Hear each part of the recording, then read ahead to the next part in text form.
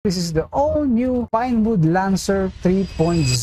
Sa kanyang framing naka-aluminum alloy 6061 na naka-internal cable routing na and with the smooth welding with carbon putty. And from its down tube, kitang-kita nyo naman, marami siyang parang mga mounts sa down tube, sa seat tube at sa top tube meron din. Talagang isama na rin natin yung kanyang star clearance. Sa kanyang fork, ayun aluminum alloy din at madaming tawag dun, mga lagayan ng kung ano sa mga bike package, alam yan. Hindi kasi ako mahilig sa mga ganong type clearance ng fork. Pakita ko na rin sa inyo. So mamaya, iyan na natin yung size ng tires para ma-estimate nyo kung baka pwede pang maglagay ng wider tires sa fork at sa frame. Sa kanyang cockpit ay naka-STI siya. So, pag-usapan na natin yung STI niya. Naka-Sora siya kasi naka-Shimano naman siya. So, pwede mo siyang tawagin STI. Naka-Nico stem, seat post na Pinewood. Yung kanyang saddle din, naka-Pinewood din. Sa kanyang drive train, naka-Pro Wheel RPL